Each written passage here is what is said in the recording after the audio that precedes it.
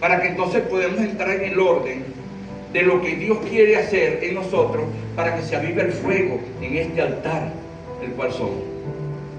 Miren, vamos a ver la vestimenta.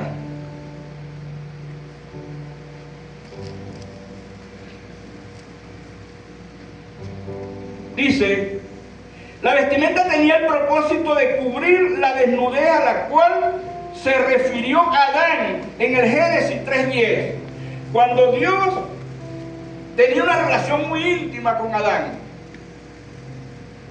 En el momento que Adán peca, Dios lo llamó, pero Adán se escondió y le dio esa respuesta: sentí miedo, me sentí desnudo y me escondí.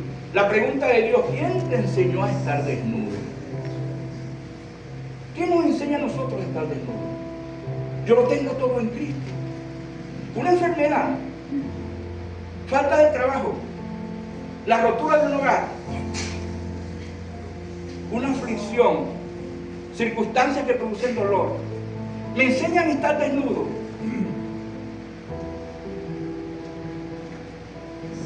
Esa desnudez viene desde allá, por una equivocación del hombre.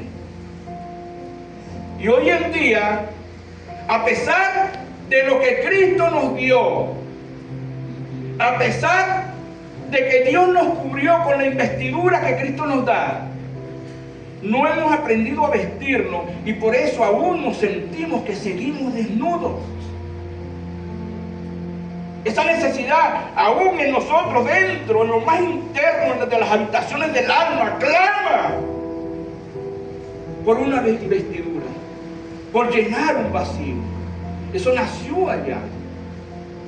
Pero ¿cómo lo estoy haciendo? ¿Lo estoy haciendo como estas 7 mujeres? Nada más quiero llamarme cristiano. Nada más quiero que tú me quites la vergüenza y me ayudes a levantar mi frente y andar con mi frente en alto. Pero yo voy a vestirme con mi propia ropa y voy a comer mi propio pan, no el que tú me dices. Por esa razón estamos vacíos.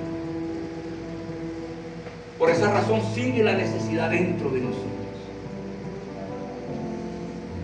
Cuando vemos esto, la vestimenta tenía el propósito de cubrir la desnudez. Si no llevaba esta vestimenta, el sacerdote, cuando entraba al tabernáculo, acarrearía su propia iniquidad y moriría. Era algo que el sacerdote tenía que cumplir para poder tener la seguridad de entrar al lugar santísimo y volver a salir. Era una investidura. Dios allí estaba hablando de la investidura, anticipando algo de la investidura de la cual Cristo iba a poner sobre nuestras vidas, para cubrir la desnudez que sucedió allá en el jardín del Edén. Ahora, ¿qué significa esto hoy? ¿Y cómo aplicarla a nuestras vidas? Es aquí donde yo quiero que presten atención. ¿Qué significa esta investidura hoy? ¿Cómo aplicar esto en una dispensación de gracia, si aquello sucedió en la ley?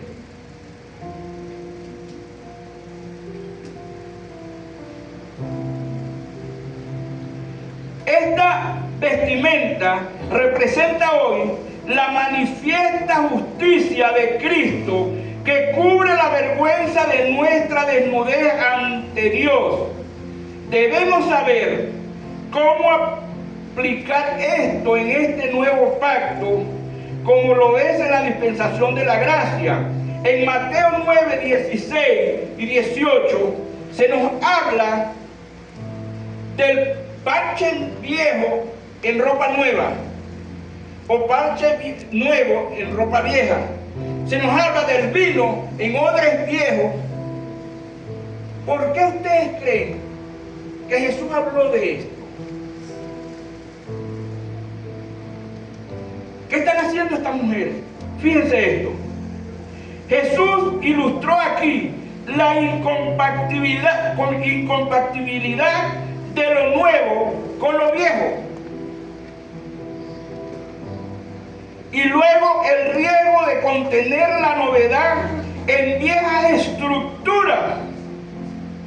hablar primero del remiendo, enseña que una nueva manera de vivir no puede parchear la vieja vida pecaminosa, sino que se requiere de un cambio completo de la vieja persona por la nueva.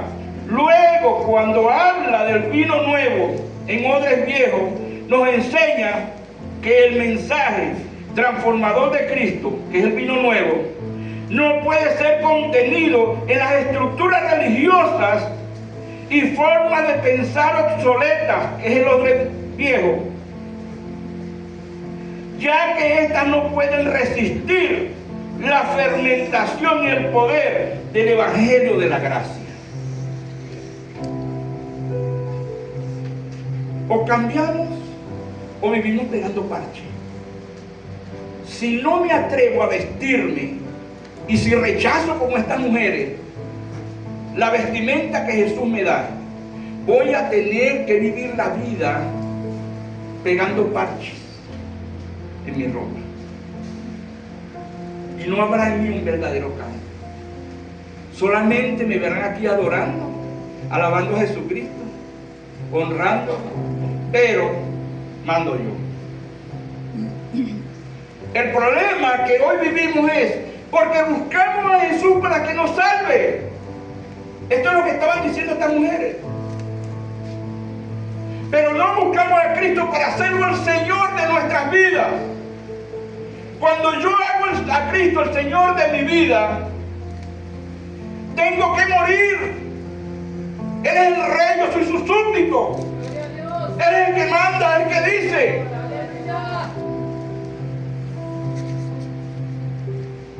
Saben que hay muchas cosas que pertenecen a la muerte y las hemos dejado vivir. Y nos hemos aferrado a ellas hoy. Y nos mantiene estancados por eso. Porque quizás el mundo me enseñó habilidades. Y con esas habilidades he aprendido a desarrollar una vida en Cristo. Pero un día debo entender que Dios no puede ser burlado. O soy, o voy a tener que vivir pegando parche a mi vestidura. Teniendo la posibilidad, por medio de la gracia, de vestirme con la vestimenta que significa Jesucristo en mi vida. Yo quiero que se fijen en esto. Si una persona quiere renovarse, no es suficiente poner parche. Es necesario vestirnos con las ropas indicadas. Asimismo es necesario sacar lo viejo y traer lo nuevo en materia espiritual para vivir de acuerdo a lo que nos enseña Jesús. No es casualidad que Jesús nos hable en este texto primero del vestido y luego del vino. ¿Ustedes saben por qué? Y este es donde está, aquí donde está el asunto. Porque para yo recibir el vino nuevo, tengo que haberme vestido como Él me manda. Por eso es que el vacío continúa dentro de nosotros. Si no me he visto con la investidura que Jesús me dio, sino que prefiero vivir poniéndome parches, el vacío continúa, la necesidad continúa. Hasta que un día muchos, el enemigo convence y dice: Jesús es pura mentira. Porque tengo muchos años en Él y lo que dice la palabra con respecto a esto no lo he vivido, no lo he experimentado. Pero no he entendido que pasado el tiempo que tengo en Cristo es pegando parche. Me pongo una ropa nueva, pero con un parche viejo. No he soltado. Ahorita vamos a ver el significado de esos parches. Ahorita vamos a ver ese significado.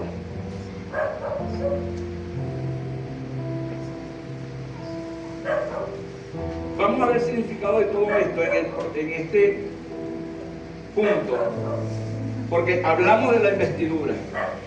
Dios mandó a Abraham y a Aarón y les dio instrucciones de cómo se iban a vestir, cuándo iban a usar esta ropa, cuándo iban a usar esta otra. Él les dio instrucciones. y más o menos resumido le estoy explicando. Pero luego da el próximo paso y es sacar las cenizas. Sacar las cenizas. Y yo quiero que entiendan bien esto, porque esto está muy relacionado con nosotros hoy en el presente. Y esto es algo que se relaciona con nosotros en todo tiempo, en cada etapa que vivimos. Está esto ahí. Sacar las cenizas. El segundo punto.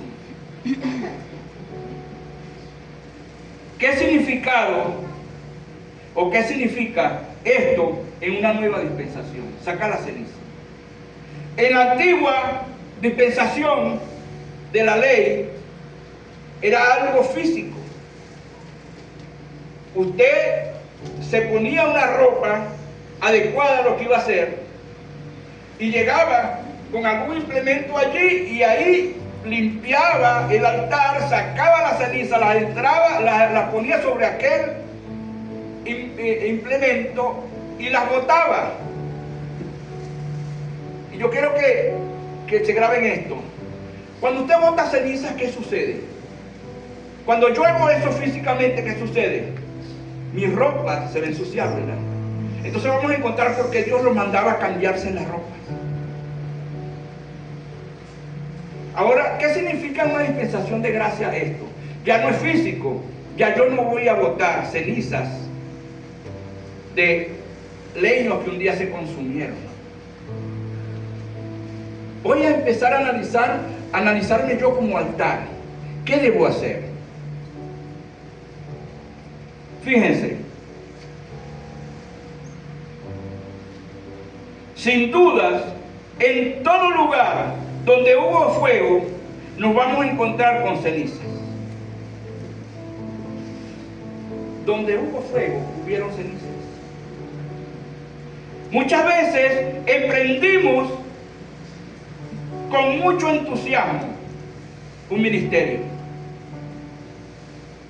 un negocio, formar un hogar. Muchos emprendieron en sus estudios porque querían llegar a una meta, y la meta era graduarse en una carrera. Muchos de nosotros hemos sido producto de que hoy estemos aquí por medio de un fracaso en el mundo, una rotura, una desgracia. De alguna manera, esto produjo en nosotros decepción, desánimo, heridas, ofensas. Yo quiero que vayan analizando. La dispensación de la ley botó cenizas, pero hoy, ¿cómo las botamos nosotros? En una dispensación de gracia. Las cenizas del Antiguo Testamento están relacionadas hoy, en esta dispensación, con lo que produjo todos esos fracasos en los cuales hemos vivido. Todo ese dolor, sufrimiento, pérdida que hay dentro de nosotros. Yo sé que Jesús, a través de su Santo Espíritu, puede hacer que a través de una desgracia atraernos hacia Él, pero no para que nos quedemos en la desgracia. Esas son cenizas y hay que sacarlas. Cuando no entiendo esto y me abrazo de la desgracia, me estanco, porque las cenizas apagan el fuego. Y eso que conservo dentro de mí no deja que me avive espiritualmente, porque las cenizas apagan el fuego.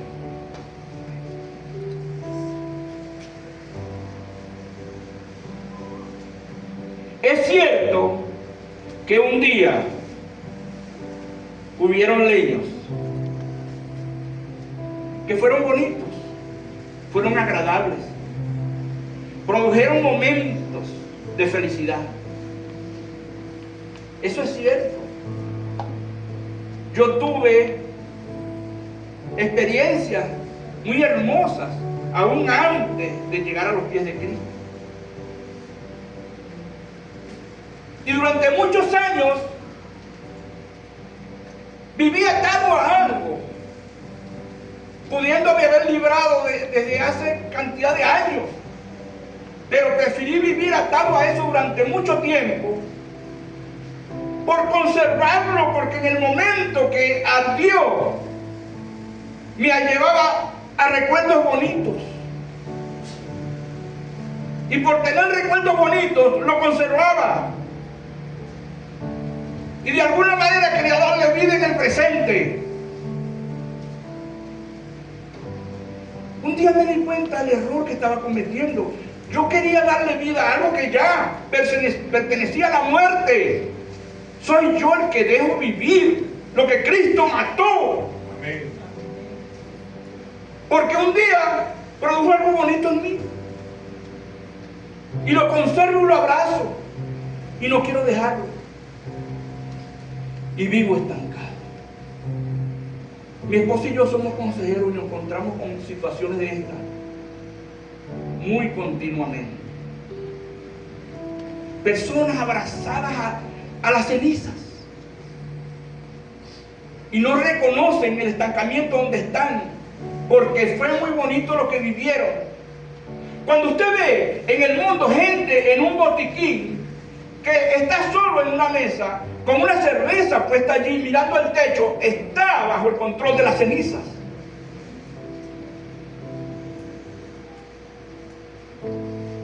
Y ahí la ceniza lo mantiene atado y estancado. Y no pasan muchos días que tiene que estar ahí otra vez. Cuando usted oye una canción que en aquel tiempo donde vivió lo bonito se oía mucho y la oye hoy, inmediatamente las cenizas pasan a tomar control. Pero eso pertenece a la muerte. Pero por no entender esto las dejamos vivir y queremos darle vida en el presente.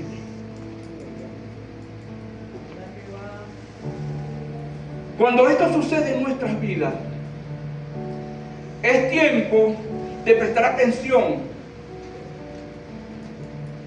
a las instrucciones que Dios le dio a los sacerdotes, de cómo hacer para librarme de la ceniza. Ahora, nosotros vamos a ver ahorita el amor de Jesucristo. Vamos a ver que cuando Él dijo que el príncipe de este mundo viene, al cual nada tiene en mí, era libre de él. Yo quizás le estoy predicando a ustedes de esto, pero todavía hay cenizas dentro de mí. El Espíritu Santo me lo hace ver. Yo no puedo mostrarme aquí ante ustedes como un producto terminado, porque los engañaría. También estoy en el lugar de ustedes, en el proceso, aprendiendo a sacar la ceniza y botarlas lejos. Estamos en ese proceso, estamos juntos en esto. Pero vamos a ver el amor de Jesús para esperarnos, para comprendernos, para ser empáticos y ayudarnos.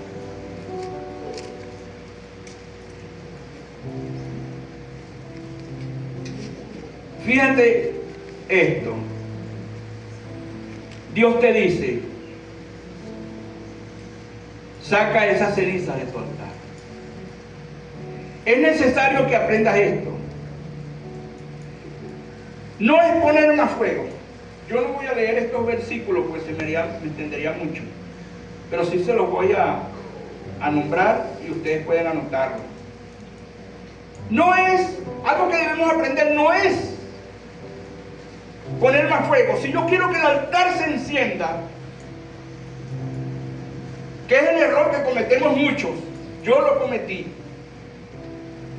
no es ponerme a fuego. ¿Qué significa ponerme a fuego? Hermanos, yo tuve que pedirle perdón a un pastor hace tiempo, mi esposa y yo, porque cuantas veces nos ministraba y nos ponía las manos, caían. Duramos ahí 7 años trabajando con él. Y durante esos 7 años, cada vez que nos ponía las manos, caían. Cada vez que nos ministraba, caían. Nos ponía las manos y hacía unos gestos raros y se iba hacia atrás con un movimiento extraño, pero caían. Cuando decidimos irnos, tuvimos que reconocer una cantidad de cosas y pedirle perdón. ¿Por qué? Porque nunca me tumbó el Espíritu Santo estando con él. Lo hacía para complacer. Nunca me atrevía a decírselo, sino que cuando me ponía las manos me dejaba caer. Tuve que pedirle perdón. ¿Qué estaba haciendo yo? Poniendo más fuego para que el altar se incendiara, para que la llama se avivara.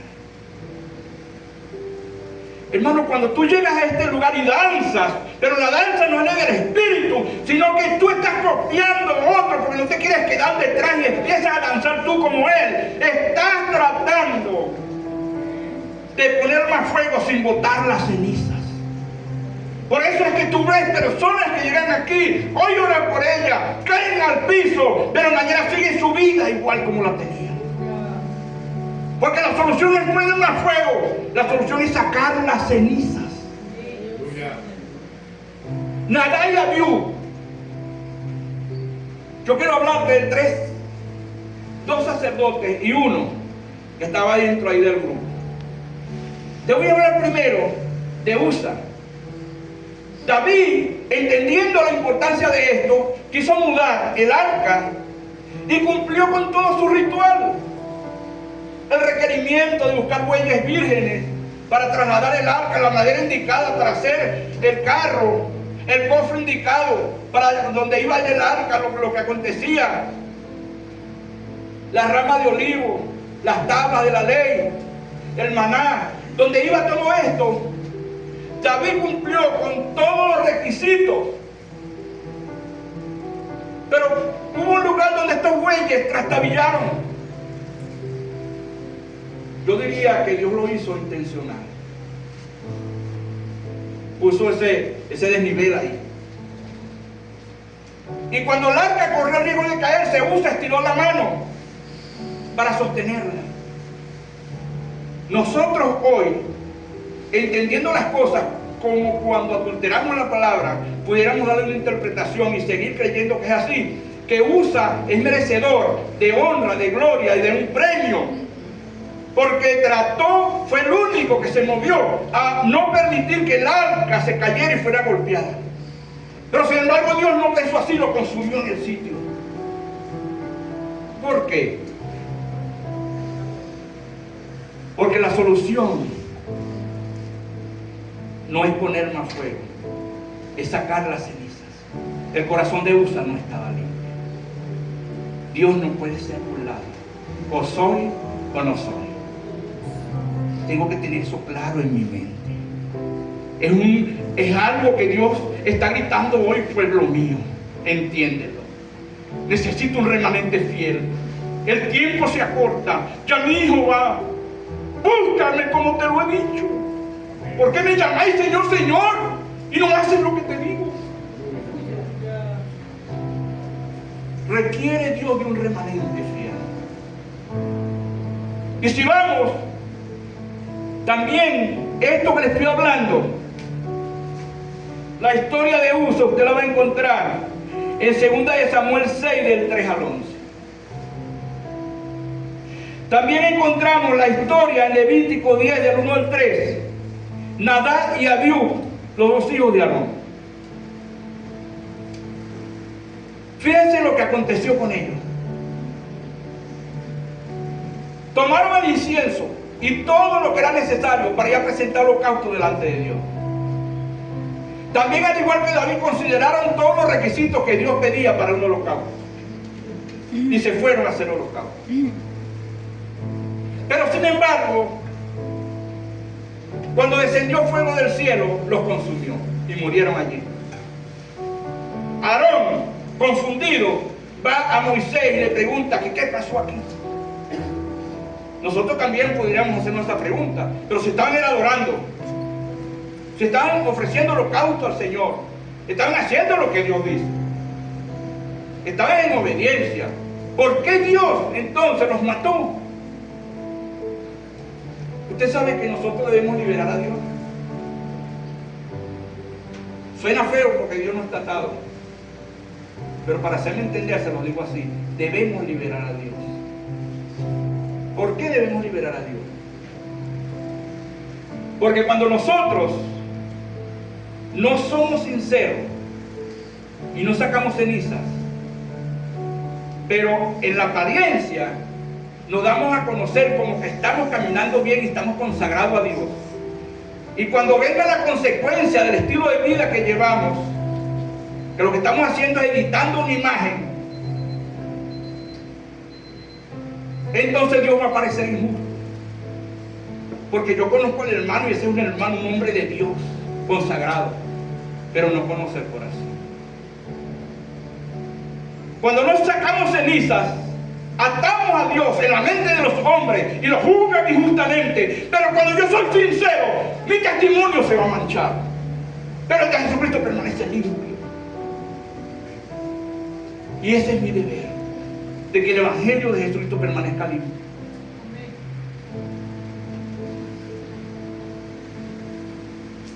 Cuando Usa no entendió esto, o Nadab y Abiú no entendieron esto, sin haber sacado la ceniza de su corazón, se fueron a presentar holocausto, y la consecuencia fue que descendió fuego del cielo y los consumió.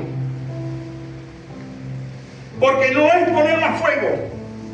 Yo no puedo venir a la iglesia y empezar a hablar en una lengua que el Espíritu no me ha dado, nada más para hacerme ver que yo hablo en lengua y que Dios trata conmigo también. Porque eso es querer poner más fuego, pero habiendo cenizas dentro de mí. Cuando yo hacía esto delante del pastor Icaías, yo estaba tratando de poner más fuego y contribuir a la obra del Espíritu, pero con el corazón contaminado, pues estaba mintiendo. Yo no puedo irle a decir a alguien: el Señor me reveló anoche esto y esto, sin que sea confirmado. Yo quiero decirte algo. El apóstol Pablo, yo no he sido consagrado como el apóstol Pablo, y creo que ninguno de nosotros. El apóstol Pablo, a pesar de su vida que llevó antes de conocer a Cristo, pero cuando conoció a Cristo se consagró. Pero sin embargo, cuando llegaron a aquella región donde él liberó a la mujer adivina, tuvo que durar 4 días. Y la mujer era una cristiana para nosotros. Muchas conozco hoy así. La mujer predicaba, les preparaba el camino, llamaba a la gente, hacía todas las funciones de un cristiano. Confundió a Pablo en cierto tiempo, solo que al 4.º día estuvo con convicción, entendió, pero no fue de una vez. Yo quiero decirte algo. Considera tu intelecto, considera tu razonamiento. Aunque Dios no sea un Dios de lógica, te las puso, por algo los puso ahí. Quiero decirte algo. Cuando Jesucristo estuvo en el Calvario, fue abordado por el efecto más terrible de las emociones, que lo hizo producir dentro por sus poros gotas de sangre. Jesús no usó el poder divino en ese momento para identificar lo que debía hacer. Jesús usó su intelecto, analizó el asunto, se fue y oró.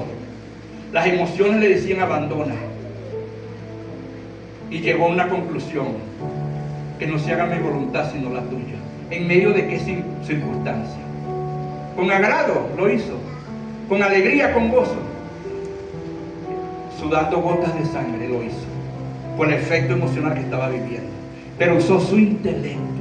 Tu intelecto no está nulo. ¿Cuántas cosas no me ha hecho ver el Espíritu Santo a mí usando mi intelecto? Usando mi intelecto. Con respecto a mi esposa, hay cosas que yo debo hacer con respecto a mi esposa y a veces me confundo. Y a través de mi intelecto, el Espíritu Santo me pone a analizar el asunto y a profundizar sobre el asunto y llegar a una conclusión, y después me confirma: tu decisión fue acertada por el intelecto. Pero cuando vengo a un lugar simplemente dejándome guiar, porque quiero danzar, porque quiero hablar en lengua, porque quiero brincar, quiero acostarme, solo quiero caer, quiero sentir algo, Dios es muy grande, demasiado grande para disminuirlo a un sentimiento. Demasiado grande. Pablo analizó durante varios días y estuvo convencido al cuarto día y le echó fuera al demonio. Analiza las cosas. No te dejes llevar por las cosas que ves en las redes ni que te dicen otros, solamente porque quizás tienen fama, tienen título. No, Dios te ha dado un intelecto, úsalo.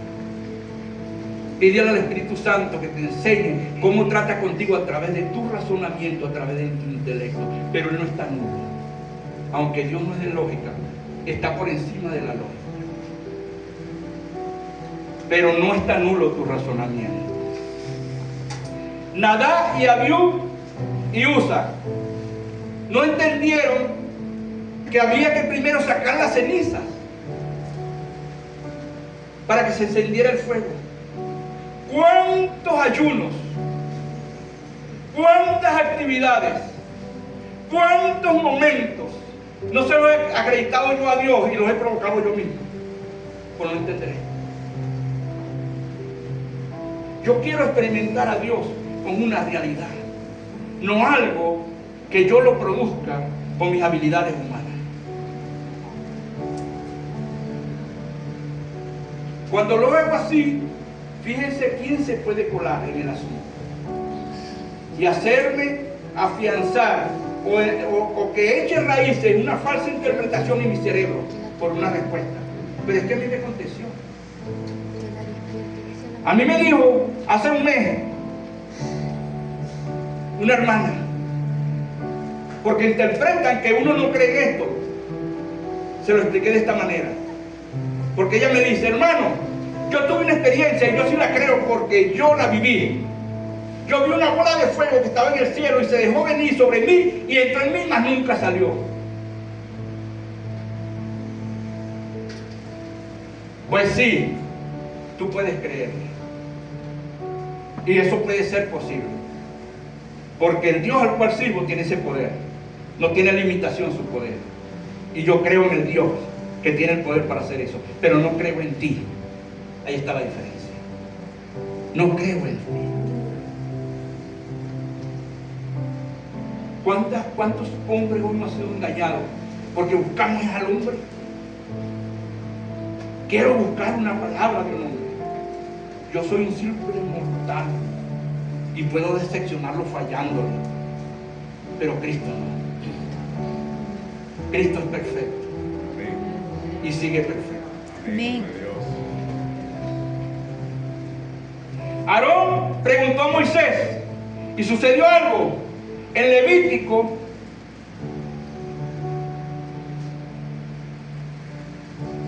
cuando le dice en el 10, capítulo 10, versículo 3, le dice Dios a Moisés, o le dijo Dios a Aarón que iba a consultar, le dijo Moisés a Aarón que iba a consultar a Dios para ver qué había pasado, porque Moisés también estaba confundido.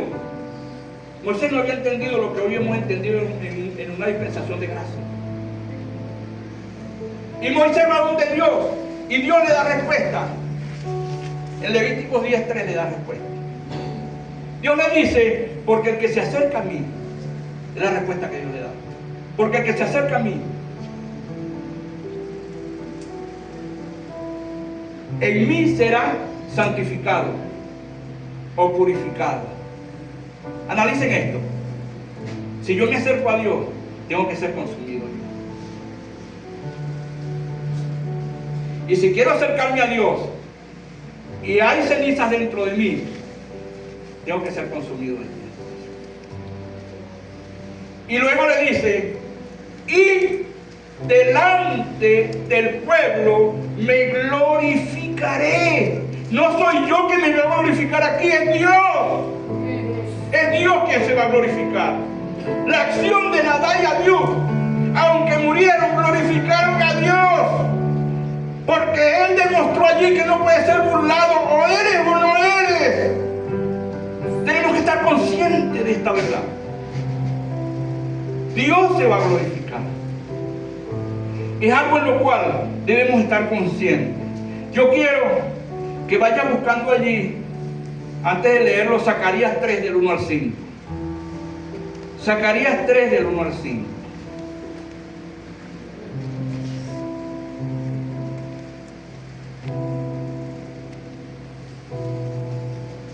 Zacarías 3 del 1 al 5.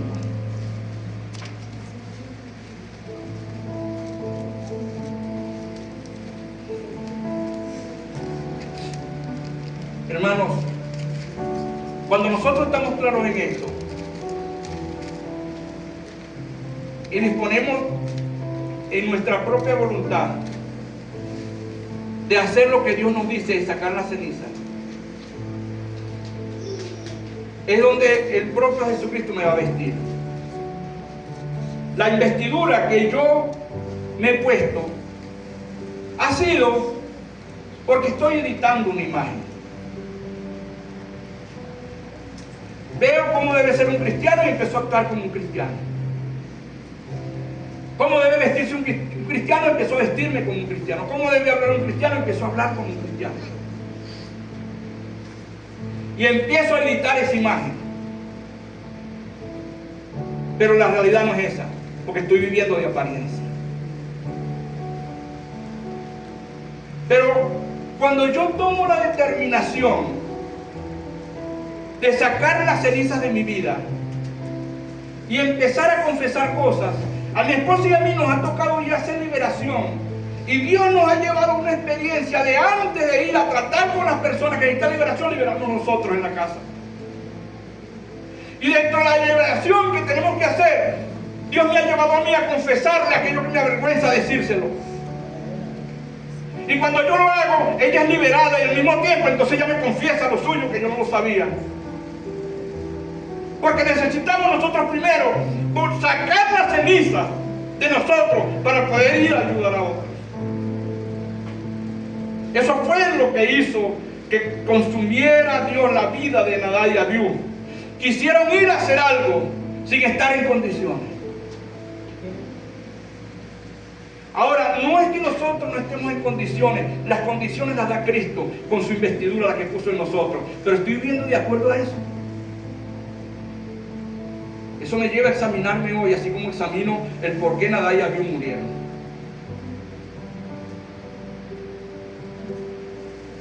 Hermanos, cuando nosotros, me quebranta esto porque veo a un Jesús que nos muestra un amor sin límite. Cuando nosotros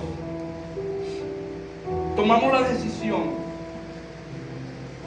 de sacar las cenizas que hay dentro de nosotros, de entrar en el orden que Dios estableció para esto, tengo que estar consciente de que esto me va a producir vergüenza, porque me voy a ensuciar. Cuando empiezo a confesar y sacar ceniza, mi testimonio va a quedar sucio. Hay muchas personas que me veían bien, pero cuando yo tomo esta determinación,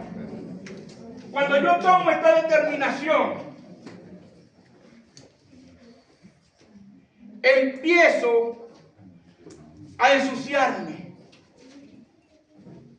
porque no es fácil.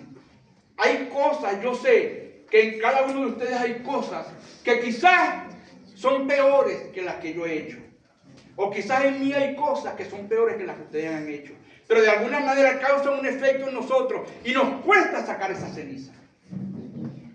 Pero cuando entiendo que el testimonio de Jesucristo debe quedar limpio y debo liberar a Dios de toda interpretación errada que haga el hombre y hacerle ver al hombre que Dios no falla, el que fallo soy yo, aunque mi testimonio quede manchado. Cuando hago eso, ustedes van a ver la respuesta de Jesús ahorita. Ustedes van a ver la respuesta de Cristo.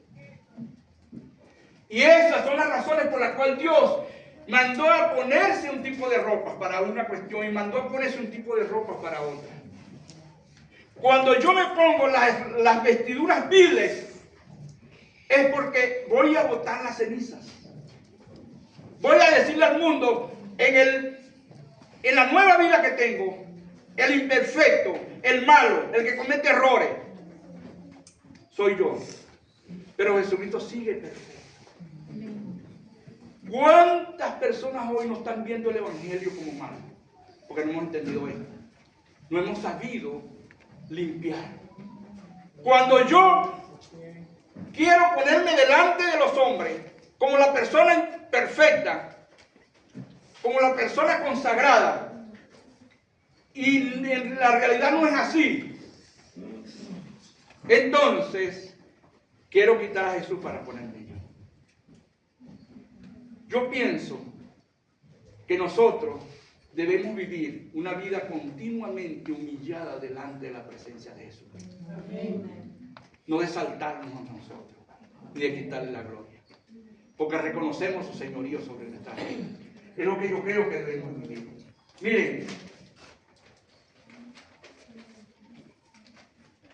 les dije que buscáramos Zacarías 3, del 1 al 5. Dice así: me mostró al sumo sacerdote. Esto fue el sacerdote Josué. El sacerdote Josué vio a Jesús antes de que viniera. Esto fue en la dispensación de la ley, donde Dios le mostró a Josué a Jesucristo en el cielo, sin aún haber venido, cuando vino a entregar su vida por nosotros. Y él dice: me mostró al sumo sacerdote Josué, el cual estaba delante del ángel de Jehová, y Satanás estaba a su mano derecha para acusarle. Y dijo Jehová a Satanás: Jehová te reprenda, oh Satanás. Jehová, que ha escogido a Jerusalén, te reprenda. Mire lo que dice de Josué: ¿no es este un tizón arrebatado del incendio? Mire, me llamó mucho la atención esto, porque cuando yo entiendo de que la idea no es añadir más fuego, sino sacar la ceniza, ¿qué importancia tiene el fuego? Que cuando Jeremías vivió aquella experiencia, de siendo un muchacho inmaduro, el ángel que buscó sus tenazas y sacó, ¿qué sacó del fuego? Una brasa, dice un tizón encendido, y lo pasó por su boca. Imagínese usted, si aún un tizón tiene el poder de limpiar el pecado de un pueblo, y la boca de Jeremías, como él dice que tenía boca inmunda, ¿cuánto más una llama? Si un tizón tiene ese poder. Y Dios, refiriéndose de Josué, dice: ¿no es este un tizón encendido? Fíjense lo importante de lo que es esta ofrenda de la leña. Fíjense. Dice: ¿no es este un tizón arrebatado del incendio? Y Josué estaba vestido de vestiduras viles. Josué nunca le robó la gloria a Moisés, y menos a Dios. Josué siempre se mantuvo a escondida, no sobresalía. José nunca se vistió con vestiduras que no le hayan dado a él. Nunca trató de vestirse con la ropa que Moisés le dio, que Moisés se vestía. Y cuando Dios habla de él, dice que se presentó allí con ropas viles. Fíjense esto. Y Josué estaba vestido de vestiduras viles y estaba delante del ángel. Y habló el ángel y mandó a los que estaban delante de él diciendo: quitarle esas vestiduras viles. Y a él le dijo: mirad que he quitado de ti tu pecado y te he hecho vestir de ropas de gala. Así hizo Cristo con cada uno de nosotros. Después dijo: pongan mitra limpia sobre su cabeza. Y pusieron una mitra limpia sobre su cabeza y le vistieron las ropas. Miren lo sorprendente. Y el ángel de Jehová estaba en pie. Cuando yo leía esto, entendí que Jesús honró a Josué. Se puso de pie cuando Josué llegó ahí. Y al final, en el versículo 5, aún estaba de pie el ángel de Jehová. Jesús hace eso contigo y conmigo cuando somos capaces de que nuestro testimonio sea el que se mancha y no el del evangelio que nos viene a enseñar. Él nos limpia y Él nos viste con su vestidura. Yo les digo una cosa, vamos a finalizar con esto. Sabemos que no es fácil botar ceniza. Tenemos a nuestra disposición la vestidura que Cristo nos dio. Pero para colocarlo en su lugar, cada una de esas piezas que Jesús nos dio, lo primero que tenemos que hacer es botar la ceniza. No es fácil botar la ceniza. A veces duele y da vergüenza, pero es necesario. Recuerde lo que leímos. No se puede poner un remiendo viejo en ropa nueva o vino nuevo en un odre viejo. Es necesario sacar la ceniza. Es necesario empezar a vivir la nueva vida. Ahora, yo te digo algo. Finalizamos con el tercer punto. Leños nuevos. Leños nuevos. Esto lo vamos a resumir rapidito. ¿Por qué? Los leños nuevos te van a llevar a ti, vas a entender muchos métodos que Dios usa. Estamos acostumbrados al método. Y a veces nos quedamos en un método y si Dios no obra así, entonces no es Dios. Pero Dios es un Dios de diversidad.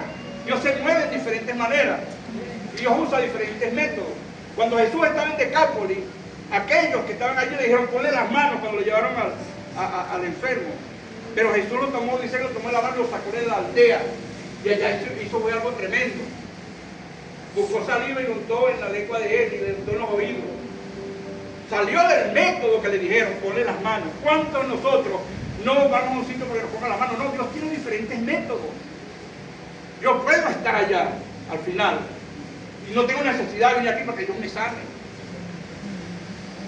Pero yo vengo y les digo a ustedes: vengan aquí. Si no vienen aquí es porque es Dios que empezó a hacer placer directo. Disculpen ustedes.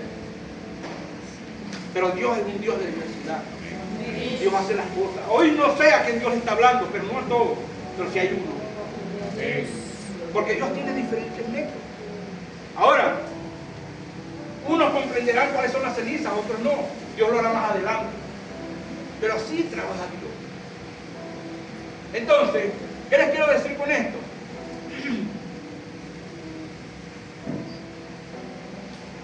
Una de las cosas que vamos a entender, las circunstancias, los problemas, las necesidades, todo aquello que quizás no nos gusta, produce en nosotros la oportunidad de encontrar los leños nuevos. Cuando en Isaías 42:14, Isaías le dice a Dios sobre el silencio que había guardado. Dios le da respuesta, le dice, y lo reconoce, dice: sí, he guardado silencio, me he detenido. Dice: pero hay voces como la que está del campo.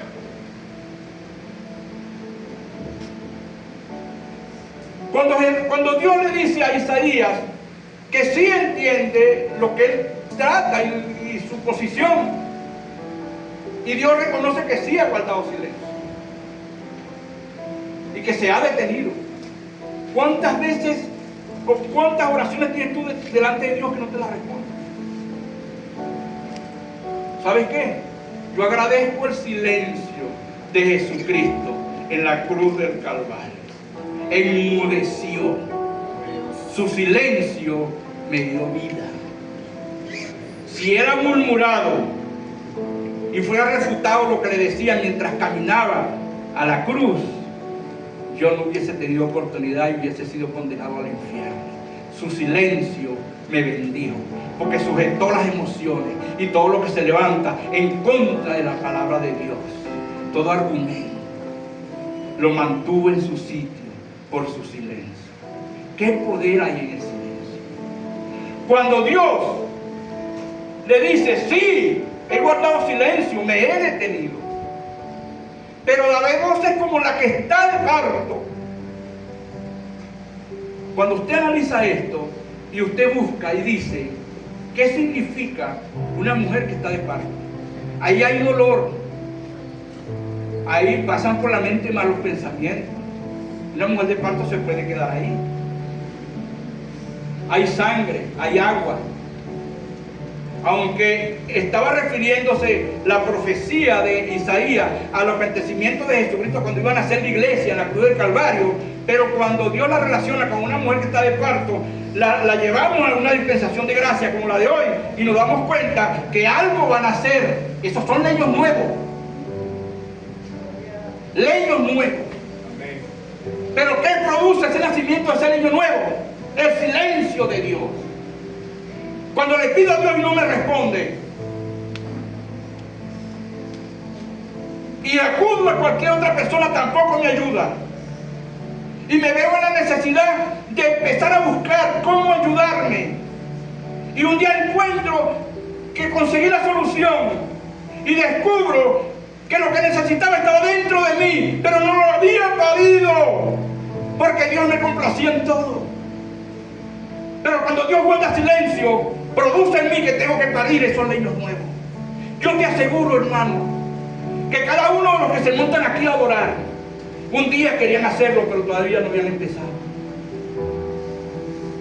Quizás en su vida, en su pasión, en su deseo, habían esos leños nuevos ahí, pero no sabían cómo hacerlo. Ahora yo te digo, y cada uno de ellos sabe, porque vivió esa experiencia, cuando nació, o cuando empezaron a hacerlo, y ese leño nuevo lo buscaron, se enfocaron y lograron alcanzar llegar aquí. Díganme ustedes qué produjo: alegría, gozo, pasión. Cuando llegaban a su casa, escuchando las canciones, escribiendo, ensayando, buscando, se aviva el fuego, porque hay un leño nuevo que no existía. Estaba dentro de nosotros, pero no había una necesidad que lo hiciera parir. La respuesta de nosotros debe ser buscar leños nuevos hoy. Recuerden, vestimenta, sacar la ceniza y buscar leños nuevos. Esa es la palabra de Dios para su iglesia hoy.